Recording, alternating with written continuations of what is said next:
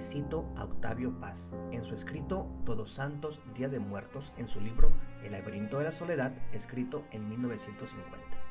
El culto a la vida, si de verdad es profundo y total, es también culto a la muerte. Ambos son inseparables. Una civilización que niega a la muerte acaba por negar a la vida. Y especialmente en México y en varios países de Latinoamérica, el Día de Muertos es una de las tradiciones más representativas del otoño. Esta celebración, que para recordar a nuestros familiares fallecidos ha surgido de una mezcla única de tradiciones indígenas y cristianas después del siglo XV. Entre las celebraciones que se realizan en todo el mundo, que tienen como objetivo el de recordar a nuestros difuntos, el Día de Muertos es seguramente una de las tradiciones más coloridas, alegres, famosas y, diría yo, trascendentes. Es una forma única de recordar a todos nuestros familiares que se nos han adelantado. Es una tradición hispanoamericana cuyas raíces son de hace más de 2000 años atrás, es decir, datan de costumbres que vienen desde antes de Cristo, tal como había sucedido en Europa, en aquella Europa durante los años donde la cristianización se llevó a cabo en el Imperio Romano.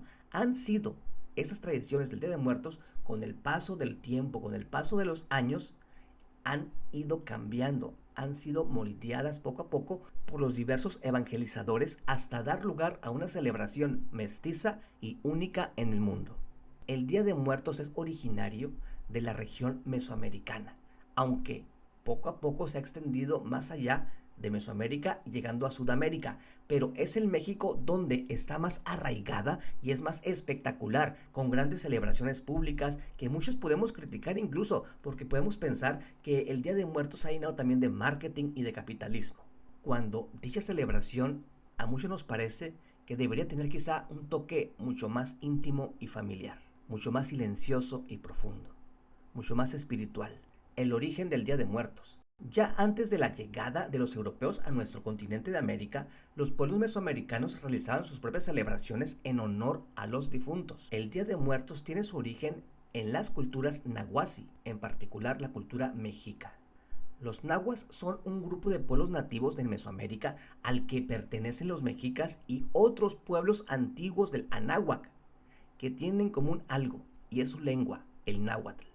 De hecho, los mexicas tenían a lo largo del año fechas calendarizadas para celebrar y recordar a sus difuntos, cual nos habla y nos muestra que el gran interés que aún persiste en nosotros en cuanto a celebrar o recordar a nuestros difuntos vienen desde los mexicas, y además es posible que esas raíces sean incluso más antiguas y que los mexicas las hubieran adoptado de pueblos que estaban antes que ellos. Aunque se conoce poco de aquellas celebraciones, y por lo que sí se sabe, no se parecían mucho las celebraciones originales a la actual, pero con lo que conocemos sí sabemos que el día de hoy aún se reúnen ciertos elementos y características de aquellos tiempos, como por ejemplo la costumbre de colocar un altar con ofrendas a los difuntos. Sin embargo, mientras que en la actualidad la comida tiene un papel protagonista, las ofrendas originales de la tradición mexica eran muy variadas, es decir, no solamente le colocaban comida,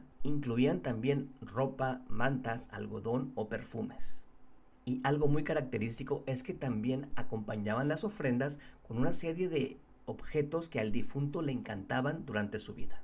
El objetivo era que el difunto dispusiera de todo lo necesario para su viaje al más allá, y por otro lado proporcionarle ofrendas generosas para los dioses que encontraría al final de su viaje.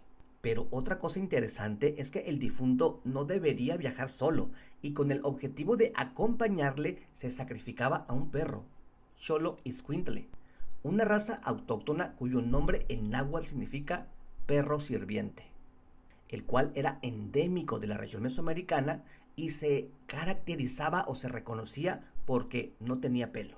Este canino se asociaba o se relacionaba con el dios de la muerte llamado Xolotl, por lo que los mexicas creían que este perro podía acompañar, podía guiar y proteger al difunto de espíritus malignos. Y no olvidemos que el Día de Muertos es una tradición mestiza y precristiana. Los misioneros europeos encontraron en aquellas costumbres mexicas varios elementos que eran inaceptables por la doctrina cristiana, empezando por el sacrificio a los perros, lo cual ha desaparecido. Pero otros elementos, sin embargo, eran más o menos asimilables a la celebración cristiana de Todos los Santos. Pero había otros elementos que eran más o menos asimilables a la celebración cristiana de Todos los Santos, como por ejemplo el altar de muertos y las ofrendas colocadas en el altar. La costumbre de tener un altar doméstico para los difuntos era aceptable, sobre todo porque era algo provisional, pero los elementos que lo componían en la tradición mexica fueron sustituidos, esto es el mestizaje, fueron sustituidos por otros elementos utilizados en la liturgia cristiana, por ejemplo, velas y flores, de modo que para los indígenas mantenían su significado a la vez que adoptaban un aspecto más cristiano. Por su parte, las ofrendas de comida se mantenían, pero con aportación de ciertos elementos o alimentos europeos en esta tradición. El alimento más característico de esta fiesta es el famoso pan de muerto. Es un ejemplo de este mestizaje gastronómico porque su origen es una mezcla de la torta de maíz que ofrecían los mexicas a sus difuntos y de un producto europeo que antiguamente formaba parte de las celebraciones de Todos los Santos, el llamado pan de ánimas. Un panecillo dulce con muchas variantes según la región. Y recordemos que el pan es un elemento central en la liturgia cristiana al asociarse con el cuerpo de Cristo, por lo que su presencia en una festividad dedicada a los muertos no solamente es lógico, sino que además es crucial y fundamental. Y sobre el típico altar del Día de Muertos, bueno, en el centro se coloca una fotografía del difunto acompañada de todos los elementos característicos de la fiesta: pan de muerto, otros alimentos, velas, flores, papel picado y calaveras pintadas. Y aquí surge un personaje fantástico e icónico del Día de Muertos, la Catrina. No obstante, con el paso del tiempo se añadieron elementos nuevos que no pertenecían ni a la tradición mexica ni a la tradición cristiana, aunque aparentemente guardaban alguna relación con la primera. El más significativo son las calaveras pintadas, que a pesar de que podían recordar a los sacrificios realizados en épocas precolombinas, tienen otro significado. Que el difunto, al volver a la tierra por unas horas, se sienta cómodo al encontrar la casa decorada con rostros semejantes al suyo, ya que este difunto ahora es un esqueleto. Y la popularidad de las calaveras aumentó especialmente en el siglo XX con la figura de la Catrina, una mujer vestida de forma ostentosa, guapa, elegante, que no es otra cosa más que una caricatura a la gente de clase alta de aquellos tiempos. Aparece por primera vez en 1912 en un dibujo del muralista José Guadalupe Posada, y en su origen era conocida como la Calavera Garbancera, un nombre que parodiaba, era una parodia, una burla, una ironía a los vendedores de garbanzos que se vestían a la europea para aparentar ser ricachones.